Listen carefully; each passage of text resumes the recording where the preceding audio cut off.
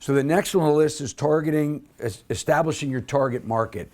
One of the things that I hear when we went around the room was everybody was saying that they're having a year of transition. I mean, I don't know how many times I heard that, right? Last year was the year of transition. Or we were saying that we needed to focus more. We were looking for that silver bullet and realized that it was you, Sandy. And a lot of what happens to us as entrepreneurs or people that are responsible for making it happen is that we don't know how to make it happen because we haven't defined what we need to do to make it happen. So we're kind of driving around aimlessly, and one of the reasons is because you don't even know who your market is. You don't even know what your customer looks like. So when we started out and we went around the room, and the first question was, who is your target customer? You need to identify that. And that's broken down really into 4 components. One is geographical. And you hear me say, I mean, you guys have been in my meetings before, you hear me say all the time, I talk to that agent that's licensed in 3 jurisdictions, but does poorly in all 3, right? They have to have the Maryland, the Pennsylvania, the Delaware, the Virginia, the Florida.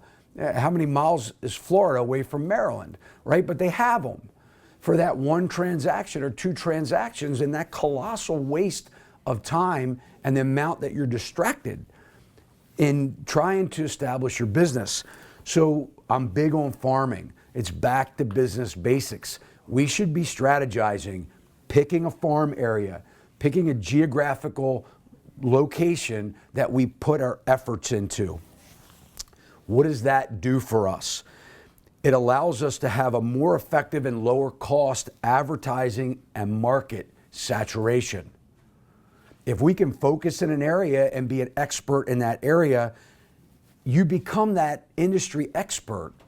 How expensive is it for an agent to become popular?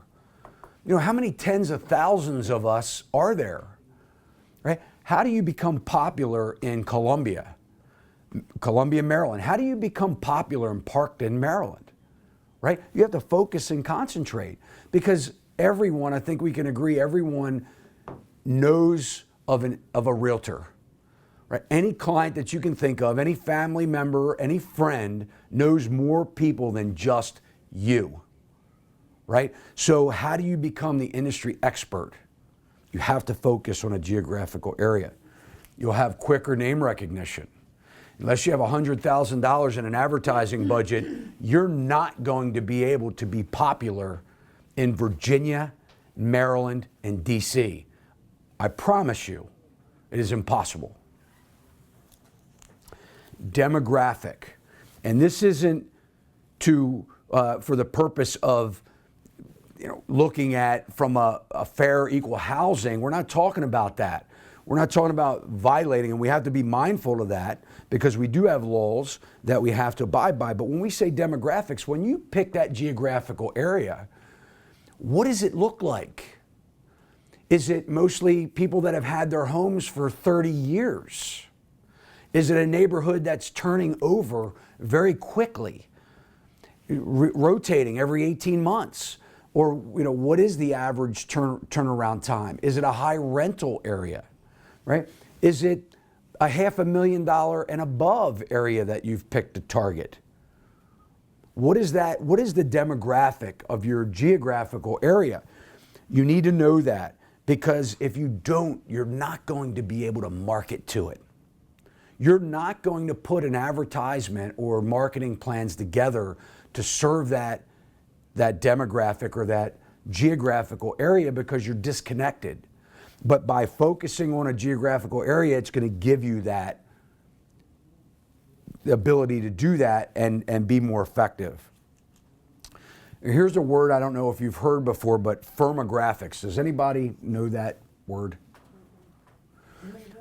So basically FIRMOGRAPHICS, and we have down here, and governmental zoning changes and regulations. FIRMOGRAPHICS really talks more or targets who is that geographical area's main employer. You should know that, right? So you should know Where are these people getting their money? How are they paying their mortgage bills? Is this an area where it's predominantly government? Where we are here in Howard County, a lot of the people that live here work for the government or a government contractor. In our other office in Hunt Valley, McCormick, right? Procter & Gamble. So these are major employers. You need to know that. Who's feeding these people and paying these mortgage bills, right? And you need to know whether they're doing well or whether they're not doing very well, because that could impact your customer base. When we talk about government and governmental and changes and regulations and zoning, do you know that about the area that you're working? You should be going down to the county. You should be following the schedule for zoning hearings. You should have a pulse. Even though you're not in commercial, most of us, or Rebecca is, but most of us are in residential. The commercial market impacts your residential market. So, maybe you can get with the HR departments. Maybe they are looking to relocate people if they're an international company or, a national company. There might be opportunities for that. Understanding the zoning regulations, how that's going to impact your demographic, right? If you're not paying attention to that, you're really being short-sighted and you're going to be blindsided. So, does anybody have any questions on that? Behavioral, right? This is really kind of the psychographic portion of your demographic. What are their behaviors? Are they active? What are their decision-making patterns?